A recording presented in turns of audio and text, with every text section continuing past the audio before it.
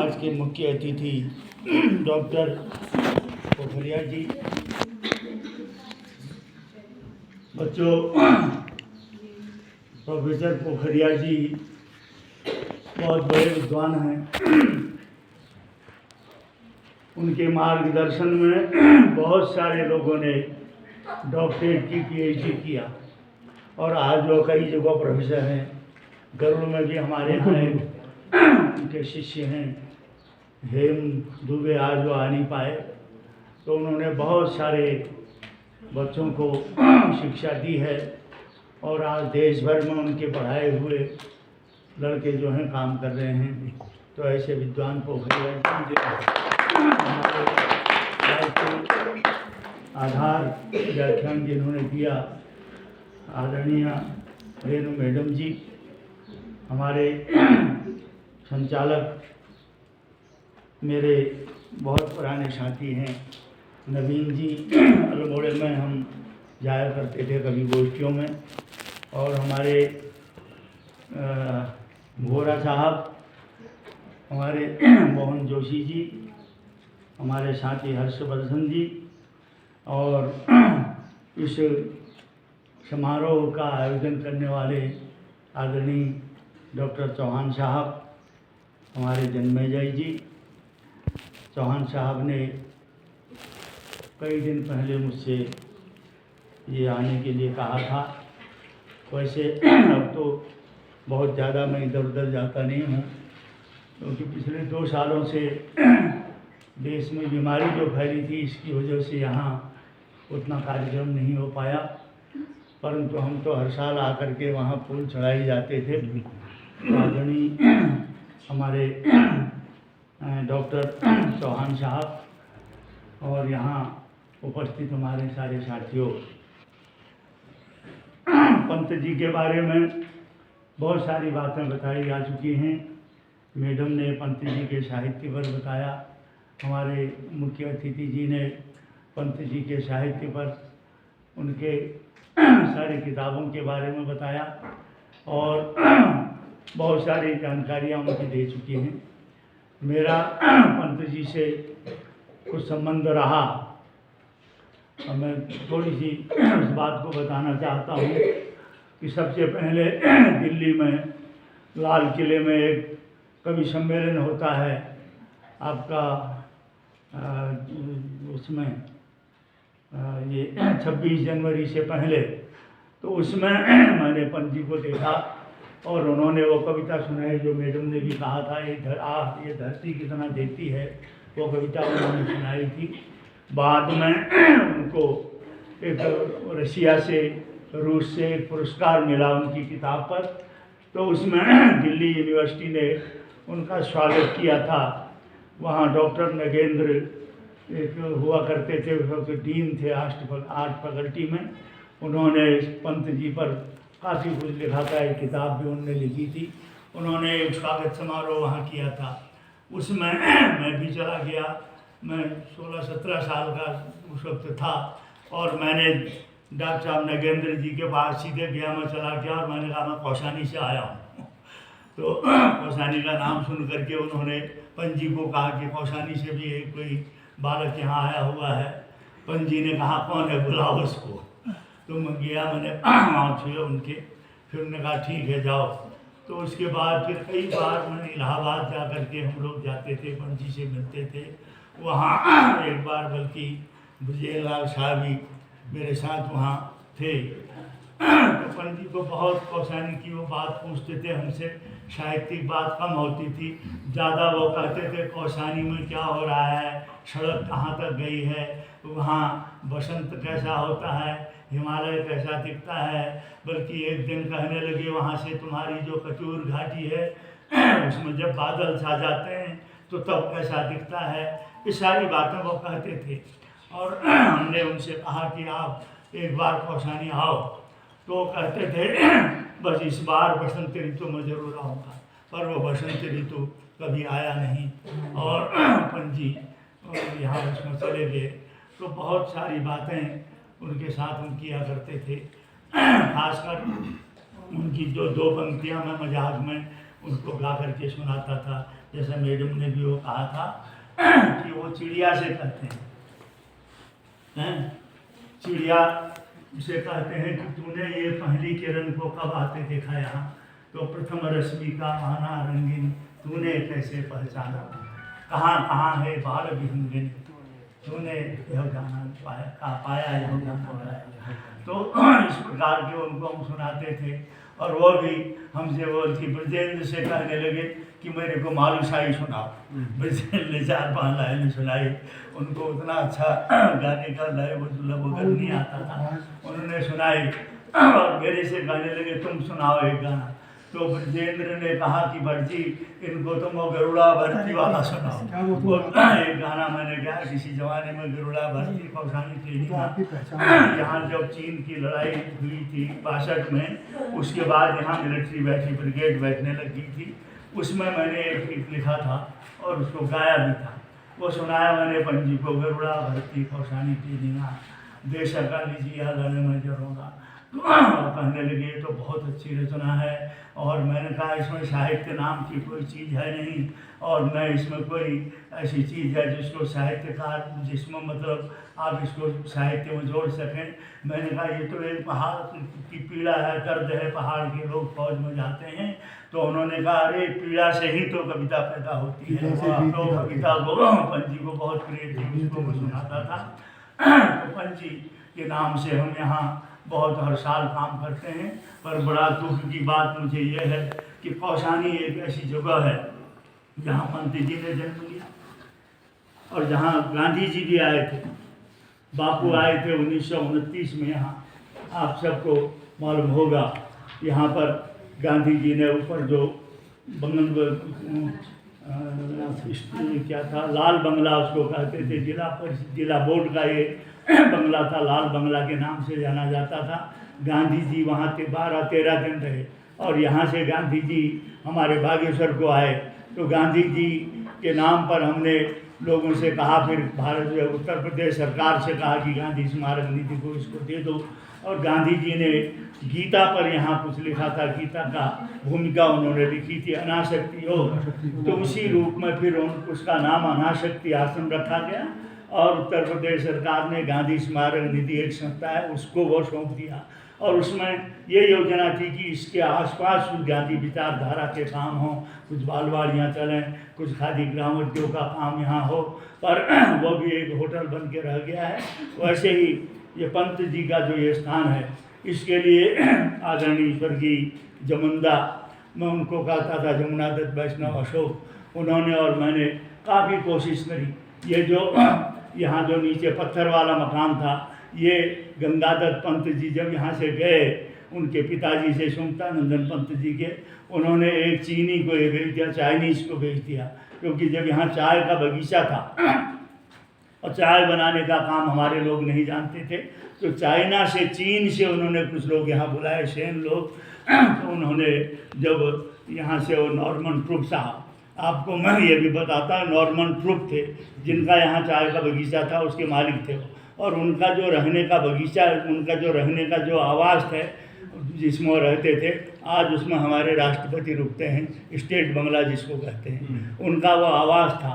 तो Norman troupe यहाँ से वहाँ आपके इधर गए, क्या कहते हैं, ये पिंडारी ग्लेशियर गए, रास्ते में ही वो एक्सपायर हो गए। तो उसके बाद उनका भाई भी यहाँ से, उसका मन यहाँ नहीं लगा, उसकी एक बहन थी, वो बहन भी यहाँ से उनको ढूंढने को गई। जब पिंडारी ग्लेशियर से वापस नहीं आए तो गरुड़ में जा कर के वहाँ से घोड़े वाले वापस आ रहे थे, उन्होंने कहा कि साहब का तो एक्सपायर हो गया है, शायद तो मर गए हैं। तो वहाँ पर वो बुढ़िया ने भी अपना दम तोड़ दिया, जो इंटर कॉलेज है उसके पास। बाद में उनके भाई ने, उसका मन भी यहाँ नहीं लगा। एक चिड़िया बोलती है यहाँ, उसको कोयल कहते हैं क्या, जो हो कहती है ना, जो एक चिड़िया बोलती है ना, जो हो सवेरे बोलती है वो चिड़िया। तो उसने, और एक दूसरी चिड़िया फिर बोलती है, वो मेल है, जो हो कहती है, वो भो कहता है। उसने कहा, तो उसने पूछा यहाँ जो चाय के बगीचे में काम करते थे, चिड़िया क्या कह रही है? उसने कहा जाऊँ मैं जाऊँ कह रही है। उन्होंने कहा दूसरी चिड़िया, वो कहती भो हो जाना। वो भी यहाँ से छोड़ के चला गया। तो उन्होंने चाय का जो टी स्टेट था, यहाँ से बहुत बड़ा, उधर नौगढ़ स्टेट तक था, इधर सियाली में था, उन्होंने बगीचा चाय स्टेट बेचने का उन्होंने काम किया। तो गंगादत्त बाबू यहाँ अपन जी के पिताजी हेड बाबू थे, इसमें हेड क्लर्क थे, उन्होंने कहा साहब मैं ख़रीद लेता हूँ, उन्होंने इसको ख़रीद लिया। और उनके साले थे एक जनार्दन डिप्टी इंस्पेक्टर अल्मोड़े में, उनका वो भी है, उन दोनों ने फिर इसका काम चलाया। और आपको एक बात और मैं बताता हूँ, सवेरे मैंने आदरणीय पोखरिया जी को भी मैं कह रहा था, पंजी की जब ईजा मर गई, 5-6 दिन में पंजी पैदा हुए, ईजा मर गई, उधर पंजी के यहाँ हमारे गांव का नौगढ़ स्टेट था, एक ठाकुर काम करता था, खाना बनाने का काम करता था, उसके बच्चे होते थे मर जाते थे, तो उसी बीच में उसका एक लड़का हुआ और लड़का मर गया। तो पंजी के पिताजी ने, गंगादत्त बाबू ने वो बच्चा पकड़ा, सुमित्रानंदन को, उनको पकड़ करके उसकी गोद में दे दिया और कहा बारी इसको सेंध दे, तो मेरे तो कोई है नहीं घर में। उसका दूध पी करके पंजी के बड़े हुए। और तो आज मैं ये कहना चाहता हूँ पंजी के बारे में कि ये कौसानी में हमने ये सारा किया, ये खरीदा चीज़ चीनिया से ये खरीद के सरकार से लड़ाई लड़ी, इसके लिए पैसा लाए, सब कुछ यहाँ किया। पर कौसानी वालों की हालत ये है, मैं आज किसी जगह गया था, किसी होटल में, मेरा एक दोस्त है, वहाँ भी मैंने आपका एक कार्ड देखा, निमंत्रण पत्र देखा आज के प्रोग्राम का, पर यहाँ एक आदमी कौसानी का नहीं है। ये बहुत अच्छी बात नहीं है कौसानी के लिए कि इसमें स्थानीय लोगों ने, इतने बड़े महापुरुष हमारे यहाँ पैदा हुए, अगर देश के दूसरे हिस्से में होते थे वहाँ सैकड़ों लोग आज जमा होते थे। मैं तो कहता हूँ कि अच्छा हुआ पंजी यहाँ से चले गए, नहीं तो पंजी हमारी जैसे तुम्हारी भी हालत ख़राब होती। यहाँ से बाहर गए तो आप सुमित्रानंदन पंत बने और सारे देश भर में और दुनिया भर में आपका नाम हुआ। तो पहाड़ में अपने लोगों को पहचानने की वृत्ति पहाड़ में नहीं है। कभी कभी तो मुझे बड़ा बुरा लगता है, लोग कहते हैं देवभूमि है, मैं कहता हूँ क्या भूमि है। अपने लोगों को, इतने बड़े लोग यहाँ पैदा हुए, उनको दूसरे लोगों ने कहा कि आपके यहाँ पंजी इतने बड़े हो गए, आपके यहाँ इलाचंद जोशी हुए, ये सारे लोग बाहर जा कर के, इलाहाबाद जा कर के, लखनऊ जा कर के हुए। तो ये कौसानी के लिए कोई अच्छी बात ये नहीं है कि यहाँ जो प्रोग्राम होते हैं, हम तो चाहते हैं, मैंने कई बार कहा कि यहाँ कुछ लोगों की रहने की व्यवस्था होनी चाहिए। देश भर के जो शोध करने वाले हैं, विद्यार्थी हैं, ऐसे लोग उसमें रहें और साहित्य पर शोध करें, देश के दूसरे विषयों पर वो शोध करें। और हमारा अब सरकार के पास बजट होता नहीं होता, नहीं तो बीच बीच में यहाँ डिबेट होनी चाहिए, कभी साहित्यिक प्रोग्राम हो, कभी कोई देश की समस्याओं पर विचार हो, कभी पहाड़ की समस्याओं पर विचार हो। ये पंत पीठिका में होना चाहिए था। और पत्रकार लोग चले गए हैं। मैं तो ये भी कहना चाहता हूँ कि पंत जी के नाम पर एक पुरस्कार उत्तर प्रदेश सरकार ने, उत्तराखंड सरकार ने देना चाहिए, जैसे गढ़वाल में गोविंद चातक जी के नाम से दिया जाता है। तो यहाँ पंत जी के नाम से साहित्यकारों को, पत्रकारों को एक पुरस्कार देने की परंपरा सरकार ने शुरू करनी चाहिए। मैं आदरणीय चौहान साहब से कहूँगा, हमारे इस दर्द को आप सरकार तक पहुँचाएंगे। और यहाँ के एक पत्रकार दैनिक जागरण के आए थे, वो चले गए हैं, तो पत्रकार भी इस चीज़ को दें। तो कौसानी का जीर्णोद्धार हुआ पंत जी के पैदा होने पर। पंत जी को हम कहते थे आओ, वो कहते थे मैं आऊँगा, पर पंत जी तो नहीं आए। पर कौसानी के नाम, पंत जी के नाम पर पूरे कौसानी का सारे देश भर में प्रचार हुआ। मैं इंदौर में गया कुछ दिन, तो वहाँ कौसानी का हम कहते तो अरे सुमित्रानंद पंत जी के गांव के हो, ऐसा लोग कहते थे। और बद्रीनाथ के पंडित हो, बद्रीनाथ मैंने देखा भी नहीं था तब तक, और लोग कहते थे बद्रीनाथ का पंडित है। तो वहाँ मतलब हमारे पहाड़ की इतनी इज्जत थी कौसानी की पंत जी के नाम से, गांधी जी के नाम से। तो इसलिए पंत जी के नाम पर यहाँ जो प्रोग्राम हो उसमें कौसानी वालों ने इसको अपनाना चाहिए। जब ये पीठिका नहीं बनी थी, हमने यहाँ अनासक्ति आश्रम में कई साल प्रोग्राम किए थे हम लोगों ने, और उसमें यशपाल थे, तुम्हारे मधु के पिताजी यशपाल महाराज जी थे वो, और हमने कई प्रोग्राम वहाँ किए थे। और एक बागनाथ पत्रिका उनकी निकलती थी, तो पणजी पर एक स्मारिका भी हमने निकाली थी उस बीच में। तो पणजी के नाम से यहाँ बहुत कुछ हो सकता है, होना चाहिए, उसकी व्यवस्था सरकार को करनी चाहिए। और कुछ यहाँ के पब्लिक जब तक उसमें इकट्ठे नहीं होगी, और बारह तो यहाँ के नीचे वहाँ के लोग आते थे, क्या कहते हैं, हमारे टोटाचलन के रामदत्त जी आते थे, कई लोग आते थे, आज वो भी नहीं आए। कुछ हमारे शल्ला बहन के आश्रम, वहाँ लक्ष्मी आश्रम के बच्चे आए, और इंटर कॉलेज के लोग आते थे, वो भी नहीं आए। तो यहाँ के लोगों ने इस मामले को उठाना चाहिए। सरकार कब तक करेगी? पब्लिक का काम है, पब्लिक इस मामले को उठाए कि हर साल हम पंत जयंती के दिन एक अच्छा प्रोग्राम करें। मैं तो कहें दम्बोई नगारे लेकर के हम बाज़ार में एक जुलूस जैसा निकालें, एक मेले जैसा का प्रोग्राम उस दिन होना चाहिए। पणजी के बारे में बहुत कुछ यहाँ कहा जा चुका है, उस बारे में मैं ज़्यादा नहीं पढ़ना चाहता हूँ। हमारे विद्वान लोगों ने उसको कहा है पणजी के साहित्य के बारे में, उनके जीवन के बारे में। तो मैं पणजी को बहुत बहुत श्रद्धा सुमन अर्पित करता हूँ। और मेरे एक साथी थे शेरदा अनपढ़, जैसा उनकी पुण्यतिथि है आज, तो वो हमारे वरिष्ठ कवि थे कुमाऊनी के, उनको भी मैं याद करता हूँ। बल्कि मेरी जो लड़ाई होती थी शेर सिंह से, उनकी एक किताब से भी मेरी लटपटी। उस किताब के बाहर जो फ़ोटो बनाई थी, उस पर मैंने जो वहाँ थे नैनीताल वाले, उनसे कहा भी कि तुमको शर्म नहीं आई, तुमने इतने बड़े कवि की ऐसी फ़ोटो बाहर लगाई है मिल लटपट के उसमें। तो कुमाऊनी भाषा जो है, कुमाऊनी भाषा में इतने शब्द हैं, इतने अच्छे शब्द हैं, उसमें हमने कोशिश करी, मैंने एक गज़ल सुनाई आपको, और बहुत सारे उसमें हर छंद में, हर बंद में उसमें लिखने की सामर्थ्य है, इतनी सामर्थ्य है कुमाऊनी भाषा में। मैं आपको सुनाता हूँ शेरदा की 4 लाइनें, और उनको मैं श्रद्धांजलि देता हूँ। शेरदा ने कहा कि जहाँ बात बात में हाथ चलनी वह तय कोनी ग्राम सभा। ग्राम सभाओं की जब मीटिंग होती है, झगड़े होते हैं, जहाँ बात बात में हाथ चलनी वह तय कोनी ग्राम सभा, और जहाँ हाथ दगे लात चलनी वह तय कोनी विधानसभा। विधानसभाओं में जो कुर्सियाँ तोड़ होती हैं, जहाँ बात बात में हाथ चलनी वह तय कोनी ग्राम सभा, जहाँ बात बात दगे लात चलनी वह तय कोनी विधानसभा, जहाँ एक कुओं और सब सुननी, जहाँ एक कुओं और सब सोनी वह तय कोनी शोक सभा, जहाँ एक कुओं और सब सोनी वह तय कोनी शोक सभा, और जहाँ सब बुलानी कोई नहीं सुनन वह तय कोनी लोक सभा, जहाँ सब बुलानी और कोई नहीं सुनन वह तय कोनी लोकसभा। तो इतना शब्दों के द्वारा मतलब ऐसी बात को प्रचार, उसका व्यक्त करने की सामर्थ्य हमारे उसमें है। मैं शेरदा को भी प्रणाम करता हूँ, नमन करता हूँ। आप सब लोगों ने बुलाया, खासकर मैं चौहान साहब का बहुत बहुत आभारी हूँ, उन्होंने हमको याद किया आने के लिए। पोखरिया जी यहाँ आए, और मैडम यहाँ आई, हमारे नवीन जी यहाँ आए, बोरा जी आए, और मोहन जोशी जी आए। हमारे तो गरुड़ में कई लोग थे, वो आ नहीं पाए, वे स्कूलों में हैं, और डॉक्टर दुबे की कुछ पारिवारिक परेशानी हो गई। तो मैं आपके पूरे जो विद्यालय के आपके वहाँ के जो क्या विद्यालय था जहाँ के बच्चे भारत खंडे, उनका भी मैं बहुत बहुत आभारी हूँ, और आपके सारे स्टाफ का आभारी हूँ। आपका भी बहुत बहुत धन्यवाद, आप लोगों ने हमको समय दिया और कौशानी आप बताए, इसके लिए आप सबको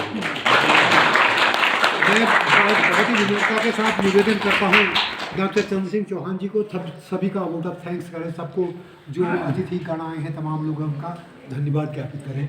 बच्चों आपने सुना होगा जहाँ ने पहुँचा रहे भी वहाँ पहुँचे कर, कितने मार्मिक बातों को आप लोगों ने बताया, जितने कविता के माध्यम से। कुछ संस्मरण ऐसे थे जिसमें हमने भी नहीं सुना था, आप लोगों ने सुना होगा, भविष्य में आप लोग भी इन संस्मरणों को सुनाएंगे। और आज जैसा कि इस मंच में बहुत चीज़ें कही गई थी, सबसे पहले तो मैं ये कहना चाहूँ, विगत 2 वर्षों से यहाँ पर कोई भी कार्यक्रम नहीं होता कोविड की वजह से। हम लोग आते थे, माल्यार्पण करते थे, चले जाते थे, खाली यही औपचारिक रूप से था। हो सकता है कि शायद मैं अपने जीवन में भले 2 बार आ चुका हूँ, तीसरी बार आ रहा हूँ, जिसमें अपना पहली बार ये कार्यक्रम हो रहा है, जिसमें भातखंडे महाविद्यालय के छात्र छात्राओं द्वारा भी इसमें अपना कथक के माध्यम से, गायन के माध्यम से अपनी वो बात बताई, गीत के माध्यम से। मैं सर्वप्रथम, जैसा कि आज के मुख्य अतिथि महोदय ने कहा था कि यहाँ पर अगर सुंदर पंत जी की संबंध में अगर ये गायन हो रहा है या उनके कवि का पाठ रहा, तो उनको भी इस प्रकार से करना चाहिए। उसका हम बहुत ध्यान रखेंगे कि भविष्य में, आगामी वर्षों में। और जैसे कि आज के अध्यक्ष भाषण में आपने कहा कि बहुत अच्छी बात कही, हमें जो सुझाव दिए, जिससे कि अब क्योंकि ये आज़ादी का अमृत महोत्सव चल रहा है 12 मार्च 2021 से लेकर के ये 15 अगस्त 2023 तक ये कार्यक्रम होना है। अब ये है कि अगर जिस प्रकार से आपने पंत जी के संस्मरण बताए, मुझे लगता है कि उनके पुण्यतिथि पर ये कार्यक्रम हम कोशिश करेंगे कि हम पहले अनुमति लेंगे कि अपने निदेशालय से कि एक उनके पुण्यतिथि पर भी कार्यक्रम करेंगे। हो सकता है उससे पहले हम एक टेलीफिल्म बनाने की कोशिश करें, जो 10 मिनट की हो या 15 मिनट की हो, पूरे उनका जीवन वृत्त इस संबंध में आ जाए। हम आपका सहयोग लेंगे और जो भी यहाँ पर विद्वजन हैं उनका हम पूरा सहयोग लेंगे। गोपाल दत्त भट्ट जी का, प्रोफेसर देवसिंह जी का, विश जी का, डॉक्टर बोरा जी का, आप सभी लोगों का हम सहयोग लेंगे, जिससे टेलीफिल्म बनेगी। और बहुत चीज़ें ऐसे हैं जिसमें हमें कार्य करना चाहिए, लेकिन परिस्थितियाँ ऐसी हैं कि सरकारी तंत्र होता है, कभी कुछ चीज़ें मिलती हैं, कभी नहीं मिलते हैं, कभी मांगों का अनुमोदन हो जाता है, कहीं भी नहीं भी हो पाता है। लेकिन हम पूरी कोशिश करेंगे कि जो आज़ादी का अमृत महोत्सव है उसमें उनकी पुण्यतिथि पर हम एक कार्यक्रम और करवाएंगे, अगर हमें अनुमोदन मिल जाएगा। मैं आज के इस कार्यक्रम में, जैसा कि श्री हर्षवर्धन जोशी जी जो यहाँ कवि हैं, और श्री मोहनचंद जोशी जी, डॉक्टर दलीप बोरा जी और श्री नवीन सिंह बिष्ट जी, आज के कार्यक्रम के मुख्य अतिथि व्याख्याता डॉक्टर रेणु जोशी जी, इस कार्यक्रम के मुख्य अतिथि प्रोफेसर देवसिंह पोखरिया जी, और इस कार्यक्रम की अध्यक्षता करने वाले श्री गोपाल दत्त भट्ट जी, आप सबका मैं अपनी ओर से, अपने विभाग के सभी अधिकारी कर्मचारियों की ओर से आभार व्यक्त करता हूं कि आपने एक छोटे से अमूल्य समय में भी आपने हमें यहाँ इस कार्यक्रम के लिए अपना अमूल्य समय दिया, जिसके लिए हम सभी आभारी हैं आपके। जैसे कि आज आप लोग जानते हैं कि कहीं मित्र, आज मित्र नहीं है, कोई मित्र को नहीं पहचानता है, क्योंकि सब जितना मोबाइल ने टच से हो गया उसी मित्रता होती है, ऐसा आजकल हो रहा है। तो इसलिए मैं आप सभी लोगों का आभारी हूँ। हम सभी मतलब साहित्य विभाग के सभी समस्त कर्मचारी आपके आभारी हैं कि आप लोगों ने अपना अमूल्य समय दिया। और साथ ही मैं उनका भी श्री झा जी का भी आभारी, किसान झा जी का भी आभारी हूँ कि उन्होंने जो है इस पंडित सुंदर पंत जी पर एक किताब लिखी, उनके जीवन वृत्तांत लिखा, और उन्हें वो आना चाहते थे लेकिन अपरिहार्य कारण से नहीं आ पाए। तो हम उनका भी स्वागत करते हैं। भविष्य में हो सकता है उनकी पुण्यतिथि पर हम कोशिश करेंगे वो आ जाएं, तो उनकी किताब का भी विमोचन हुआ है। मैं अपनी ओर से, अपने विभाग के समस्त अधिकारियों कर्मचारियों की ओर से आप सबका आभार व्यक्त करता हूँ। धन्यवाद।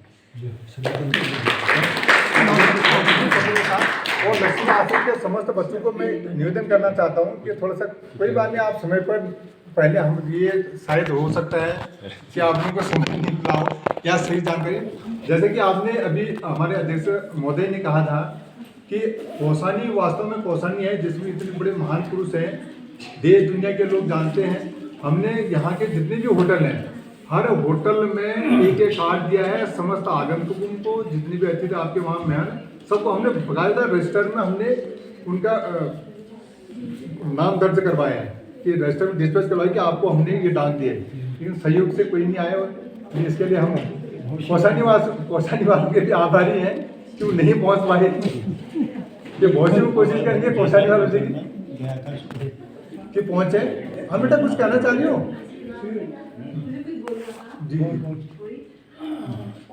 हम सब ने बात, मतलब वहाँ पर देर में पहुँचे, बात पंत जी की बहुत सारी चर्चा डिस्कस जो भी हुआ, तो हमने कहा कि पंत जी ने ये किया वो किया, लेकिन हम भावी पीढ़ी के लिए क्या कर सकते हैं। और हमने यहाँ तक किया, ठीक है, हम सब ने बात की कि ये किया वो किया, लेकिन हम क्या कर सकते हैं, क्योंकि एक मिलके तो नहीं कर सकते हैं, लेकिन उसके लिए हम सब एकजुट होके आगे क्या बेहतर कर सकते हैं कि मतलब उन्होंने इतनी बड़ी चीज़ें हमारे लिए सब चीज़ें की, आज जिस कारण हम यहाँ पर बैठे हैं हम भी कुछ ऐसा करें कि अगली भावी पीढ़ी भी कुछ हमसे मतलब याद रखें। और दूसरी बात ये कि कौसानी की जो जनता की बात है, मुझे लगता है कि हम सबको मिलकर एक साल के अंदर अभी जिस साल मतलब जब अभी बनाया, इससे अगले दिन पर हम ये कोशिश करें कि हमारे पास कौसानी के मतलब ज़्यादातर लोग इस हॉल में इकट्ठे हों, और उसके लिए हमको कोशिश करनी चाहिए अन्य स्कूलों के जैसे आए कौसानी के लोग भी ग्रामीण स्तर के सब लोग यहाँ पहुँचे और इस कार्यक्रम को और आगे बेहतर करें तो ज़्यादा बेहतरीन रहेगा। पंत मेले का रूप दिया जा सकता है।